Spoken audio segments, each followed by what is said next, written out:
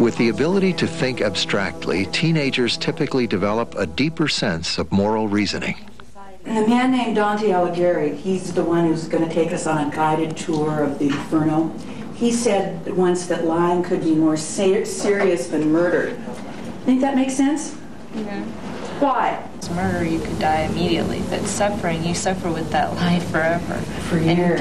And everyone suffers with that lie, and it hurts more people than just that one. Once you violate the trust of somebody, it's very hard to get back. And if you do it a lot and lie a lot, you're really violating the trust of yourself. In the 1950s and 60s, psychologist Lawrence Kohlberg created a widely accepted model of how moral reasoning develops. The basic theme in Kohlberg's theory is our thinking changes. How we solve moral dilemmas changes from pre-adolescence to late adolescence. So that if you start out in pre-adolescence, children are most concerned about the consequences. Why should you not hit another child? You should not hit that other child because you will get spanked. That they are concerned about the consequences of their behavior. At the second stage of moral development, and there are 6 stages, children are concerned about what's in it for me. How can I get my point over? Right is what pleases me.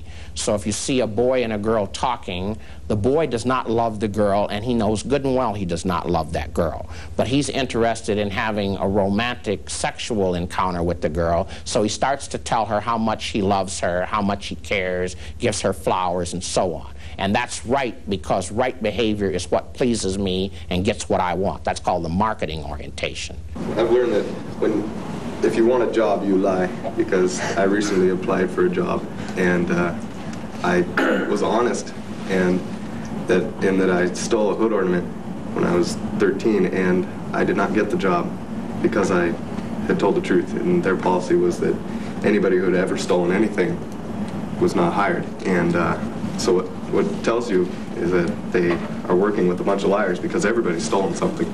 Stage number 3 is the nice guy, nice girl orientation. You make decisions on the basis of what the group will accept. You go along with the program. You be nice and go with the flow. And right behavior is that which pleases others. Number 4 is law and order. Why should you not steal? You should not steal because you'll go to jail. Law and order must be maintained at all costs. Stage 5 and 6, as we move to late adolescence, are more toward the realization that moral standards are developed through group dialogue. Okay, in the 60s, there was a lot of conflict between generations. Like, my dad was totally against the war, and my grandpa, who fought in World War I and in World War II, was totally for it, and they fought a lot. And so he didn't get his decision about the Vietnam War from his parents, from his father or his mother. He got them from his peers and from the way the rest of the society felt. And then finally, stage 6 is that moral developments are made on the basis of abstract concepts: truth, justice, fair play, and so on.